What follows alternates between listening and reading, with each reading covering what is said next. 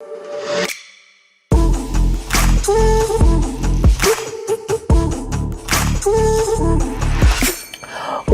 to the Sustainability Nugget podcast. I am Rarisu Maraibi.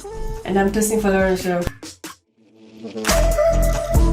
On this podcast, we learn about sustainability by discussing various related topics while focusing on three pillars: the economy, the society, and the environment.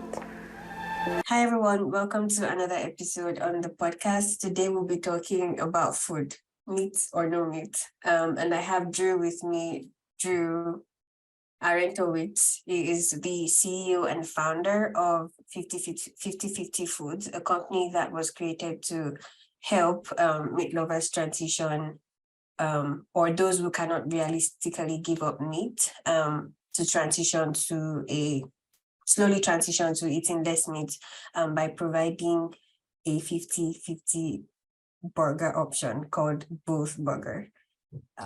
So welcome, Drew, to the podcast. Thank you, Tosin. Thank you for having me. You're welcome. And this is your first podcast, right? How do you feel?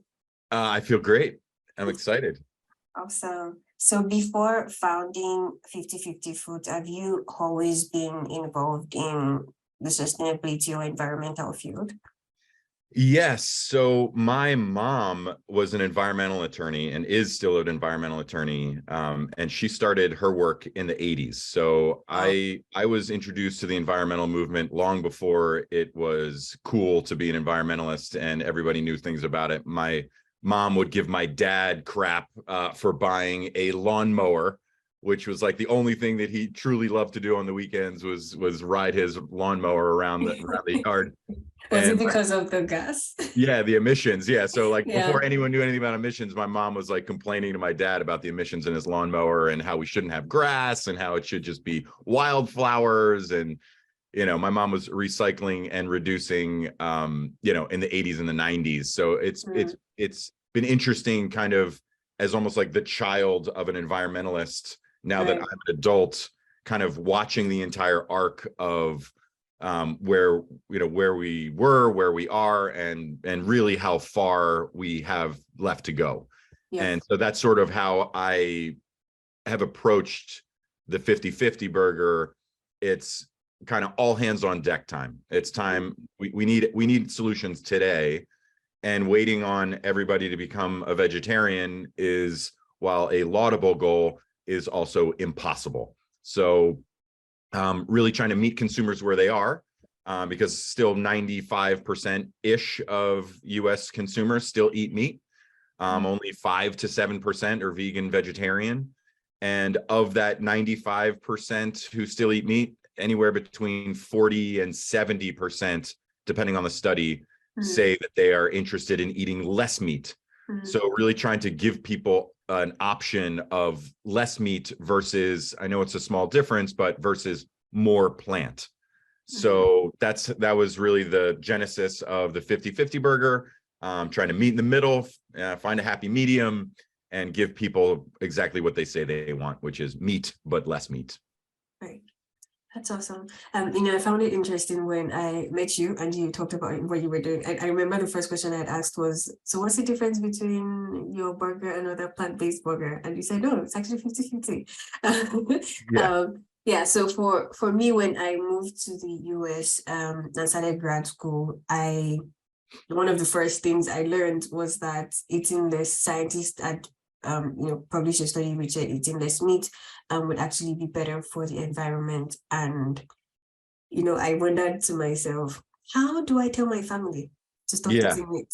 Because culturally, meat is a staple in our food. It's not like we don't eat huge portions of it like Americans. So it's just usually like when all of our food would have one piece of meat at the top at least. And so it's like, how do I start telling people, hey, so as a Nigerian, you should stop eating meat because we need to save the environment? How do you bring up those conversations? And so that's why I really found your company very interesting. So what really inspired the creation of the 50/50 burger?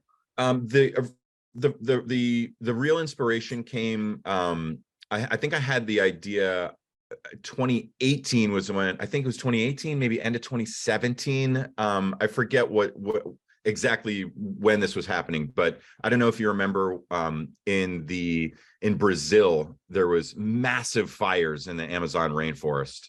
True. Huge conflagration in the Amazon rainforest, and they were burning it for beef production. And when Bolsonaro became president of Brazil, he basically was like not going to enforce any regulations in the Amazon rainforest, and it was just a free for all.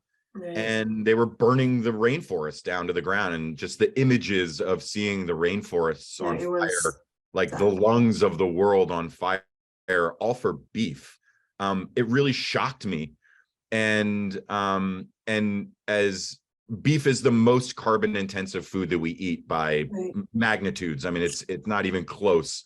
There are other carbon intensive, like lamb is carbon intensive, but in terms of volume, the volume of beef versus the volume of lamb is incomparable. So if there's one food that we can target, it's beef. And something like 14% of all global greenhouse gas emissions are attributed to agriculture, and some large chunk of that is beef.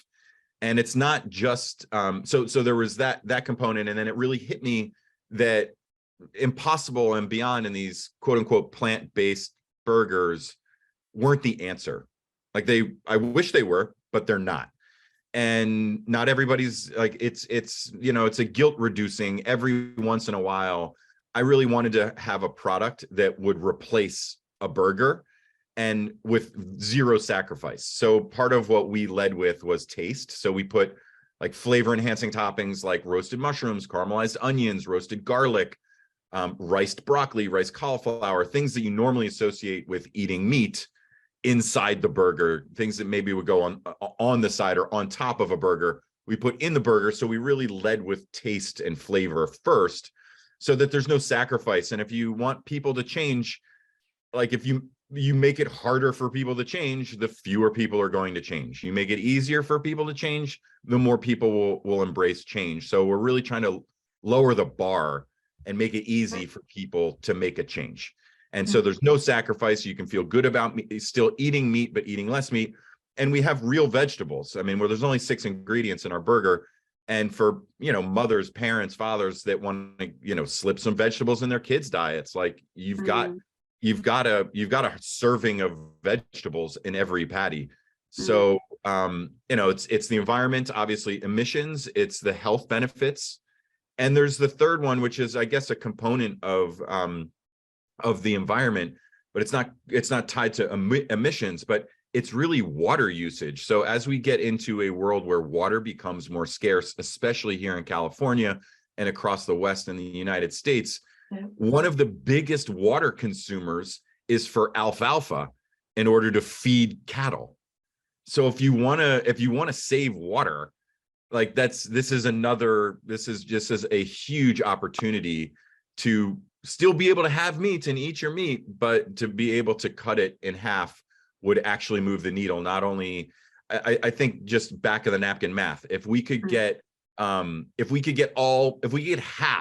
of ground beef eaters to switch to our burger, to our 50-50 burger. So if you were just to cut that ground beef in half, you could move global greenhouse gas emissions. You could decrease it by 1%. So you've got one food product that could cut global greenhouse gas emissions by 1%. So, I mean, 1%, it sounds small, but if you're talking about, just one food product, like it's incredible the impact that this product could have. Right. So, looks like I was going to ask what's the science behind the burger, but in this case, it's more like the art behind it, because I went through your website and it says this was not lab produced, this was kitchen produced. Yeah, well, it started in a kitchen. Literally in my kitchen, like that's where it started. And one of my partners, he's and he and I, we went to elementary school together or middle school together. He comes from a big Italian family, so he's really an incredible chef. So he and I love to cook, but I've got nothing on this guy. I mean, he's like a really talented chef.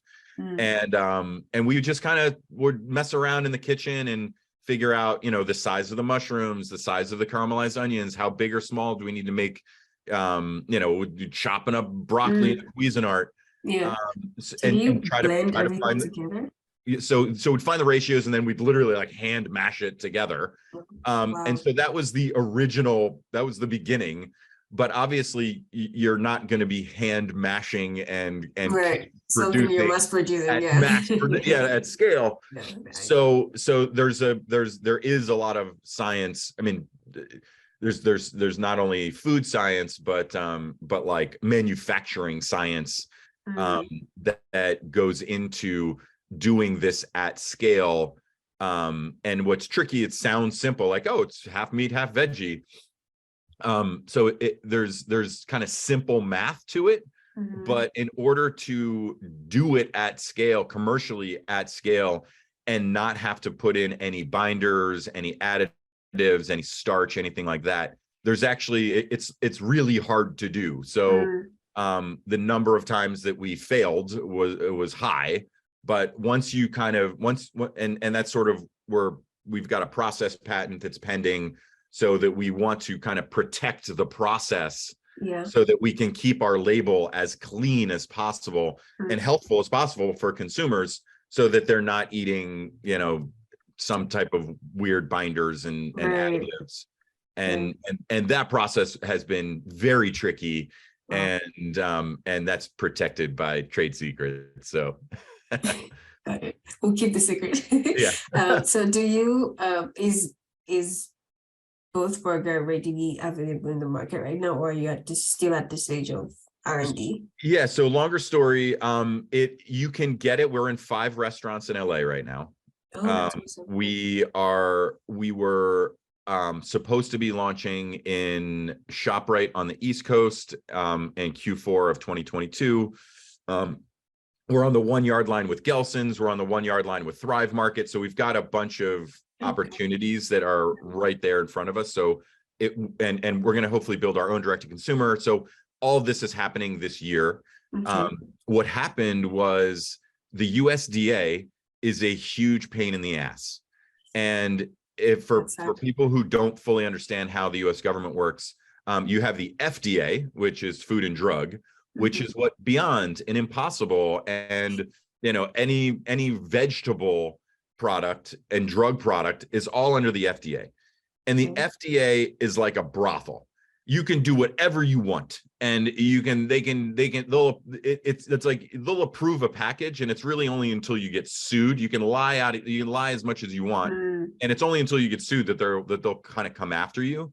So there are no strict regulations? No, and the FDA, nothing is strict, but the USDA, which is where all meat, beef, poultry, all of those products, they're like a convent. You cannot say anything that isn't 100% true. They won't approve anything. We were like, oh, it's 50% beef, 50% veggies. They're like, oh, well, you have seasoning.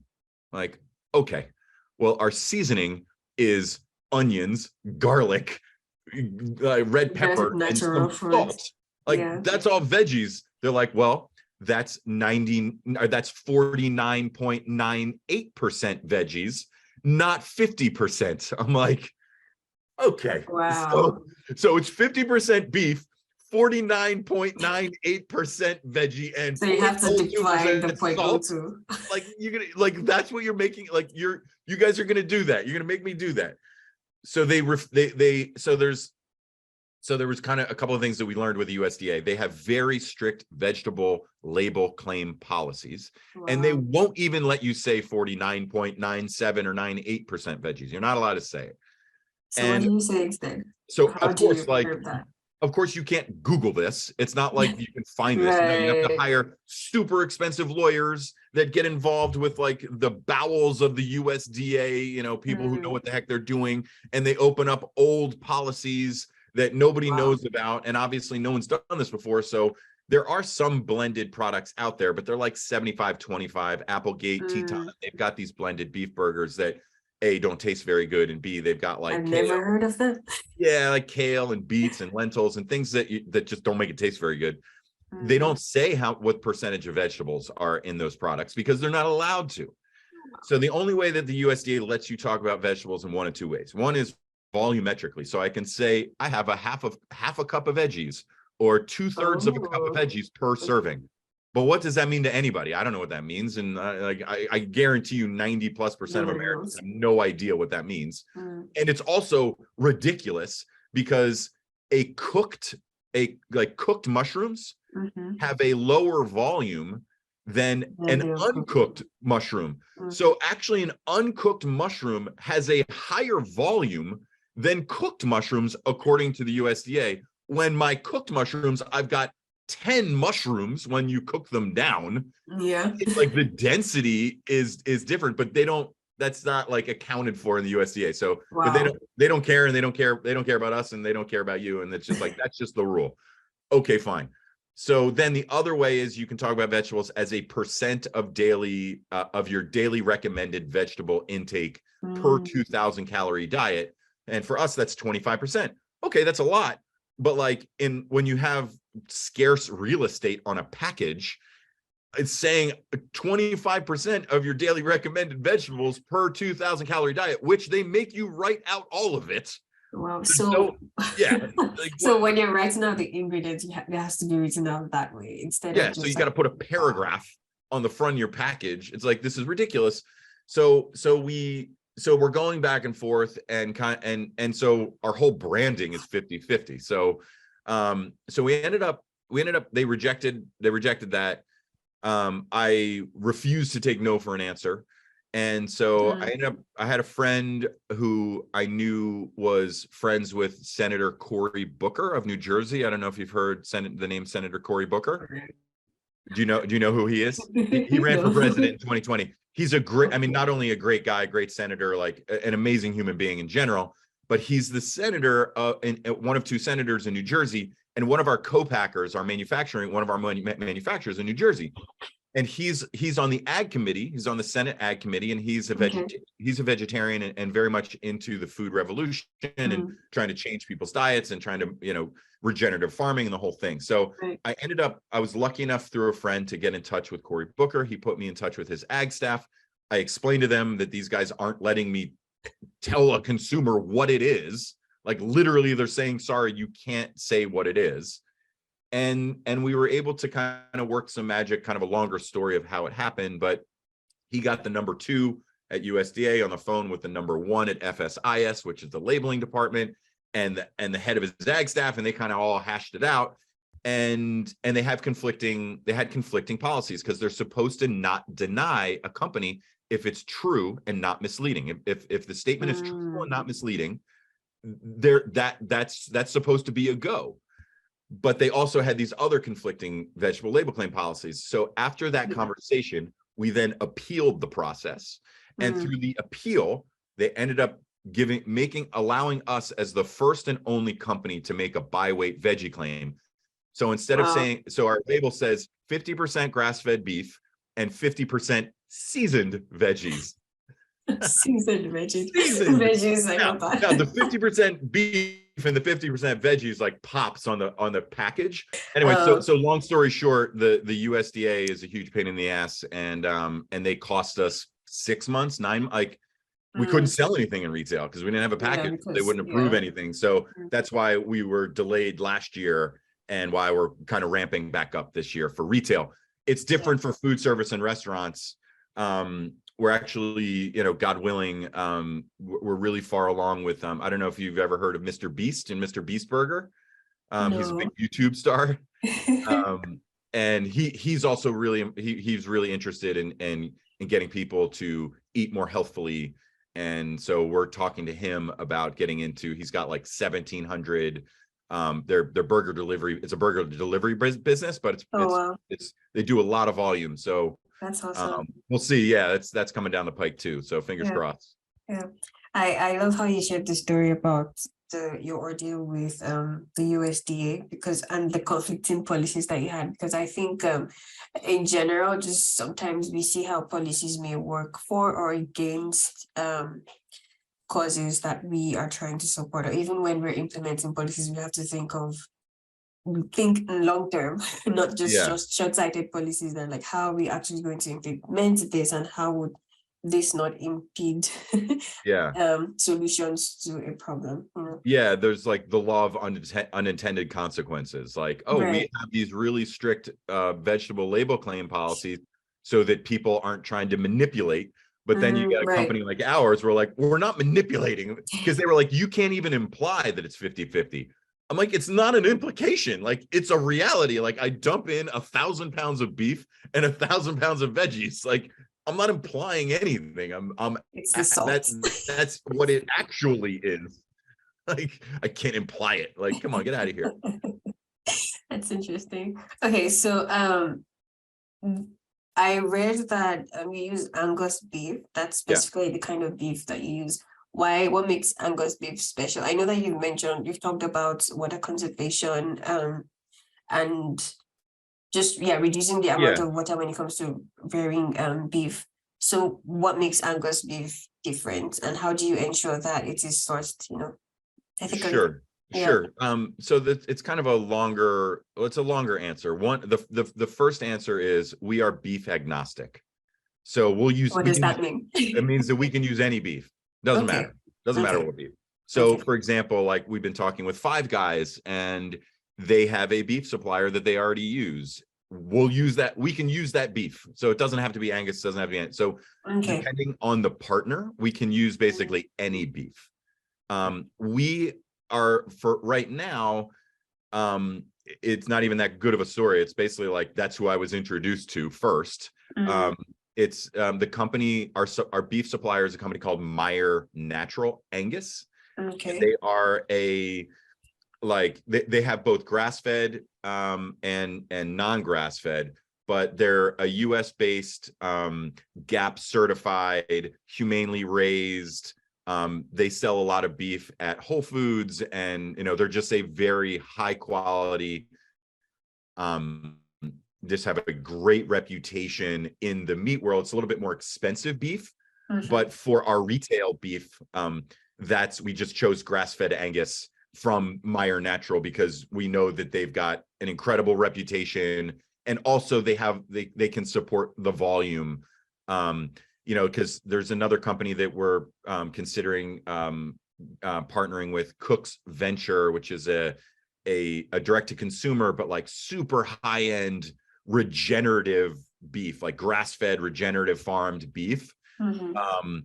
And they get their beef from New Zealand. So there's not a lot of like regenerative, like organic, regenerative farmed, grass-fed, US beef that just doesn't exist. So in terms of like volume, since this is a volume business, we tried to find a beef supplier that it had both the respect of GAP certified, works with Whole Foods, but also has enough supply that if we were to get Costco or Whole Foods or something like that, that we could fulfill that order, as opposed to random regenerative farms in New Zealand, sorry, we don't have enough beef. So that that's the reason. And Angus, Angus is mostly a marketing thing, is the truth. Maybe I'm not a farmer, so I can't speak to the types of cows, but from sort of my armchair research, it is a specific type of cow, and I'm sure there are good Angus and not as good Angus, but it's really a marketing thing on some level. But I do also think that it's almost like a quality control that Angus is just known to be a really good type of cow. So but it's half marketing. Okay, awesome. So you definitely have suppliers for your beef, and that brings me to my next question, which would be just in terms of general operations and productions, how do you ensure that the company operates on lesser carbon footprint? So just cutting meat in half is that's a huge chunk already. That's the big step. In terms of production, there's not a lot of energy inputs. We basically, our mixing process happens relatively quickly, so it's not like you're putting it's not like you're using a ton of energy to mix the beef and the veggies. So it's a very low carbon intensive process in general. I think personally, my biggest issue with just the consumer product industry in general is packaging. So I would really like to be able to get to a point where our packaging has a low footprint, and whether that's, recycled plastics or, but with our product's a little bit more moist because vegetables have more water. So it's not like we could put it in a paper package. Like it's just our product is just a little bit more moist because we got veggies in it. Like that's just a fact. So my long-term goal is to really try and get our packaging buttoned up. But unfortunately, like everything, the cheapest way to do something is the worst way to do it. But in a business that's a commodity business and a margin business, I can't have a $2 package because nobody's going to buy an $18 per pound product. Like it's just like no one would pay for the package. No one's going to pay for it, and that's just that just sucks. That's just part of capitalism, and I honestly think that's why the government really needs to come in and start either helping us cut down on those costs and subsidizing it until enough packaging gets produced, enough sustainable packaging gets produced that brings the cost down because of scale. But a company like ours, we just can't afford it. You'd be out of business. So it's like you got to kind of pick your poison. And I hope if we do have any market power as we grow, that's going to be a really big focus of ours, is how do we really lower that footprint in terms of waste. I love that. Yeah, definitely. Packaging is just, with consumer products in general, packaging seems to remain one of the biggest issues. It drives me bananas. The amount of trash, amount of trash that we produce. And honestly, like, I would love to see I'd love to see a law. Now, it would kill me. So let's say that this law only applied to the big guys, the Coca-Colas, the Pepsis, the Procter and Gamble's, like if there was a way to have them internalize the externalities. So it's like, if I feel this as a producer, I feel responsible for the package that I produce. I don't feel like, oh, just throw it away, screw it, whatever. No, I actually feel personally responsible for what I produce. And I would like to think that some of these other large consumer product companies would feel personally responsible for the trash that they produce. And like, you made it, so you should own it. The full cycle you should own. Shouldn't be on the consumer too. Yeah, it shouldn't just be like, oh, we'll just throw it away. Like, well, where's away? Like, you don't just throw it away. Away is like somebody's backyard is the ocean. Like you don't just throw it away. It goes somewhere. So I really wish either there was some, we talk about personal responsibility. I wish these companies felt personally responsible to, take care of the trash that they are producing. Or if they're not going to feel personally responsible, then I wish the government would come in and, if the carrot doesn't work, use the stick and force the industry to, because it's not like we can't. This isn't something that's like, oh, an unsolvable problem. Right. We definitely can. And maybe the government needs to come in and subsidize and help these companies so that, because they'll just pass the costs on to consumers, which I understand consumers don't want to pay more. I get it. I'm a capitalist, so I get it. But like, we need to work together in order to solve these problems, because there's just so much trash. And the packaging world is just it's awful. It's the major one. Yeah. I hate it. Yeah. And as a part of it, I don't like it. And I want to be a part of the solution. And I don't know how to do that just yet, but that's on our to-do list. Working on. Yeah. That's awesome. So what are your plans for, well, you've touched on this a little bit while in the conversation, but what are your plans for growth for the company after you Yeah, after the with USDA, yeah, like literally that USDA. just happened. That happened like weeks Yeah. ago. So like That's it's awesome. like we're back in business. Congratulations. You know what I mean? Like finally the government allows us to move forward. Yeah, yeah, I mean you as a lifelong progressive, like once you're dealing with the government, like I'm turning into a raging libertarian. I'll tell you what, like it's it's very, very complex trying to get around regulations, but I understand why they're there. But so now that we have our retail package that's been approved, you know, you can only do, you only can, you're limited by the resources that you have available to you, you know. Sure. So if this were a division of Nestle or Tyson or some bigger company and I had a $5 million budget, the answer would be X. But since I am not and don't have a $5 million budget, the answer is closer to Y. So it's really kind of working with, you know, it's if Thrive happens, if ShopRite happens, if Gelson's happens, you know, if all three were to happen, that kind of changes the math. We'd probably have to raise a little bit more money. Direct to consumer is its own thing because you need to, in our world, you can't just, you don't produce 100 pounds or 200 pounds here and there.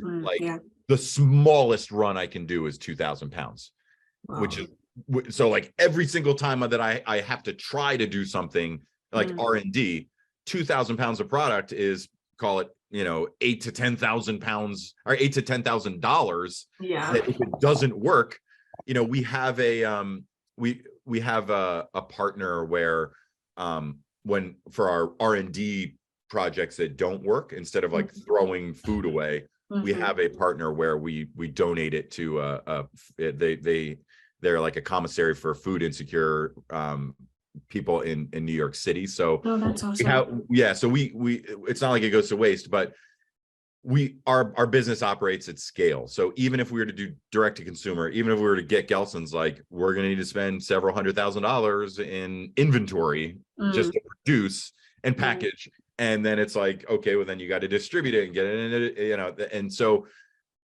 it's the answer is whoever says yes first / can we get our direct to consumer up and running as quickly as possible. But that's also, as I'm sure you can appreciate, like Amazon has just crushed everybody's expectations on shipping. So it's like, oh, free shipping. But if you're shipping frozen beef products, you know, you've got that's extra costs, installation and a box and dry ice, and you need to get it there and you know, overnight it, you know. It's prohibitively expensive, or has been, and it's starting to come down a little bit, but you know, it's hard to ask people to pay $20 for shipping every time they buy something. So we're really just trying to, you know, whatever happens first is the answer. Like whatever company sends the PO first is what we're going to do as we kind of get our direct to consumer up and running. And that's just, you know, it's, you know, you don't, beggars aren't choosers as a startup. You know, I wish Whole Foods would just call me and be like, we're going national. And I wish I could call, you know, Bill Gates and be like, hey, you know, I need $10 million. Let's go. Like, wouldn't that be nice if the world was that easy? But it's not. And I look at starting a business and getting, like, there's so many barriers to entry in this business. The meat business is such an old school, like nobody thinks about innovation. Like it's just the way that we've done it for hundreds of years. Nobody, like even like the meat buyers are old school dudes. You know, this is just such an old school business that getting anybody to do anything different is like pushing a freaking rock up a mountain. So I really, the way that I feel and the way that I look at it is like, it's like rock climbing. Like every single flake is just like, get me 3 feet further up the mountain, you know, whoops, you almost fall and kill yourself. Like get me 3 feet up the mountain, and you're just climbing until you reach a plateau and you're like, oh, great, we made it. And then it's like, you look up again and you're like, oh no, you still got a long way to go. So we'll see. Yeah, I love how you were actually honest with this stage that you were in the process and the challenges of, running a startup. But I definitely Yeah. hope that, as you said, you reach, I hope that you reach that plateau soon, before the next big. Yeah, me too. Yeah, me too. Before I go out of business. Yeah, me too. Right, right. No, there- as a startup, it's interesting because there's you hear this a lot. Oh, 95% of all startups fail. Like Yeah. you shouldn't start a business because 95% of so like you hear that all the time. And I'm like, well, why? Why do they fail? And they fail because they run out of money. You know, like there's only one reason why I would bet if of those 95% of companies that fail, if they had enough runway, like enough gas in the tank, think of it like flying an airplane, like you burn the most gas at takeoff. And if most small business or most startups had enough gas in the tank to take off, I'll bet you at least half of them would have succeeded. Right, true. So it's like the answer to all your questions is money. it's money. And you've got people like in Silicon Valley who are like, oh, well, I like, tech. Everybody wants tech. I'm a tech this, I'm a tech that, a food tech this. Like, what about old school businesses, man? Like, oh, well, we only invest in tech. Like, what? Yeah. So the only solution in the world today is technology? Like, so you've got all these guys that are like, let's put billions of dollars into Impossible and Beyond because, ooh, they've got all this cool tech and people are going to eat this cool tech. And then they're like, okay, but it costs you $1.82 for every dollar of sales. What kind of business is that? Like you have a business that just loses money. Oh, well, we'll get to scale. Oh yeah. What happens if you don't? And so you got all these big Silicon Valley venture capitalists are pouring billions of dollars into a company that all they do is lose money. And now that it's lost money, I'm sure they all pulled their money out 2 years ago, but like stock price of Beyond is down 80%. Now all these same guys are like, oh, let's go into cultured meat, lab synthesized meat. It's like, have you asked any consumers if they want to eat that yet? Like, do you think people want that? But no, here's billions of dollars. And like, here we are sitting here like, hey, we could use $500,000. We could use $1 million. Like these guys are getting billions and we need 1 million and we'd have a way bigger impact. And we could do it today versus waiting 10 years for cultured meat.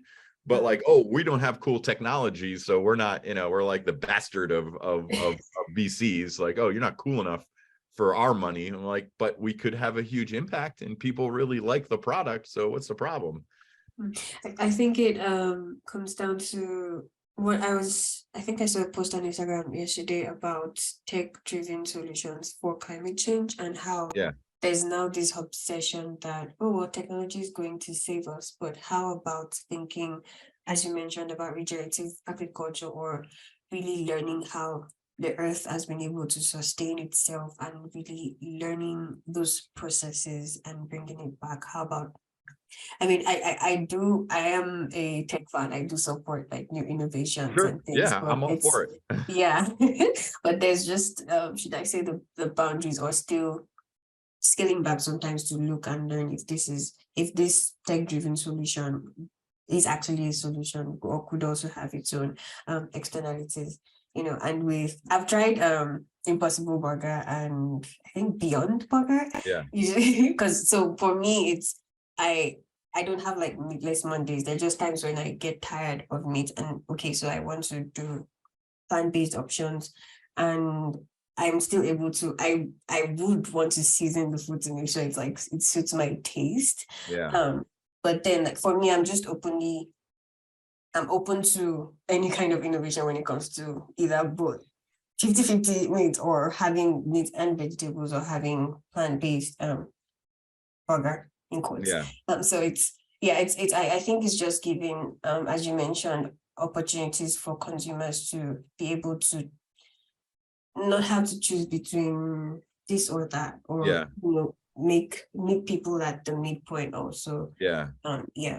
Yeah, I appreciate you saying that because in terms of just the ethos of what we're trying to do, I I personally, I'm very proud of that ethos where like we live in a world of extremes, and especially in this country where it's like just the hyper ideological You're either extremism this or that. that. Yeah. And like, oh God, like I'm just over it. And the fact that it's a little bit like the middle way in Buddhism, like moderation is really the answer, and that we can meet in the middle and, you know, find a happy medium. That this is, I just appreciate the ethos of what we're trying to do too.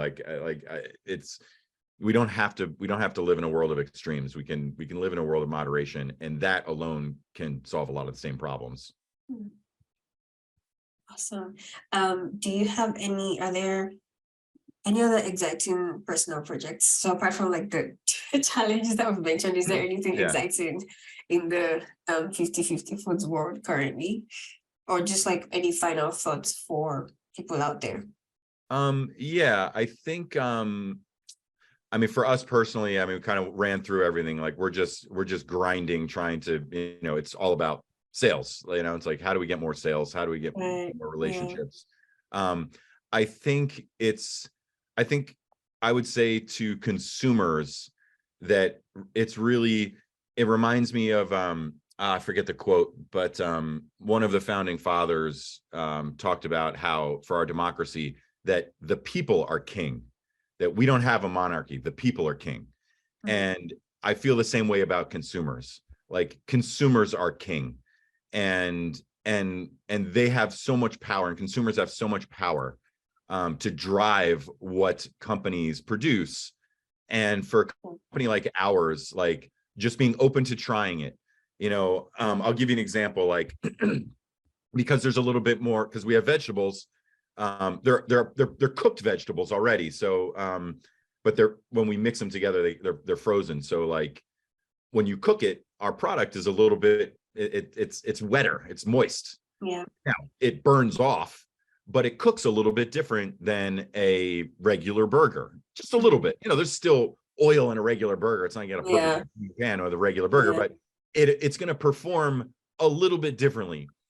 I would say to consumers, like when you have new products and you're trying to make change, that like instead of going straight to, you know, Google reviews and, oh, this sucks, or oh, I hate this, I hate that, like it didn't work this way, I didn't perform the way that I wanted it to, like to have some grace, to have a little bit of like just a little, just work with producers like us when something's not perfect. For companies that are really trying to make a difference, it's hard, perfection's hard to hit. So like don't let perfect be the enemy of good, right? Like so it's like consumers have a lot of power, and to have some patience with the companies, whether it's like, oh, it doesn't taste perfect, like actually our taste is great, but I've got friends who are doing like, you know, seaweed burgers, you know, just have a little bit of patience with all of us as we try to make change. You know what I mean? That if it's not perfect, like just have some patience. Like don't go and try to take them down. Like we're trying to do our best, and just to have a little patience with companies that are trying to you know, move the needle. I think that's yeah, I was going to say that bringing up reviews reminds me of the fact that I tend to not post reviews online, but reviews do sway my purchase decisions, especially in places like Amazon, where the first thing I do when I remember, I go through first I check how many people have given reviews or bought the product. So if it's like 14 reviews or 14 people, I'm like, oh no, I doubt. I doubt this. But then I have to see like the higher number of purchase and reviews. And then if for whatever reason, it's like 3.5 stars or like 4.5 stars, I'm like, no, maybe not. I do think reviews are important, obviously, like they're very important. But as you said, I think it's there are times when you could, based on like your personal values and your beliefs, you could try out something for the first time and then decide.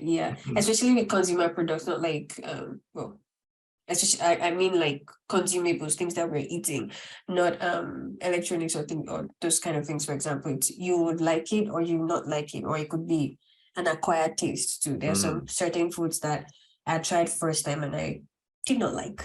But then I probably had, when I tried and decided to give it a try again, and I tweaked it in my own personal way, and then it worked for me. So the irony of caviar, right? Like the most expensive food in the world, people are like, oh, it's terrible. Right. But well, it was nice talking to you. Absolutely, Tosin. Thank you for inviting me. I really enjoyed this, so thank you. Thank you, and I look forward to seeing 50/50 burger in stores around the thank US. you. I'll let you know as soon as you can get it in Gelson's. I'll let you know. Awesome. All right. Thank you. Have a great Saturday. Take care. You too. All right. Bye.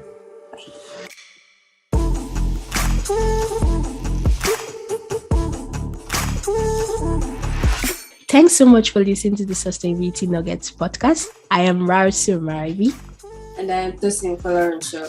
If you enjoyed this podcast, please leave a rating and review on wherever you listen to your podcast. You can also show your support by signing up for a small donation to help sustain future episodes. You can find all relevant links in the description. See you in our next episode.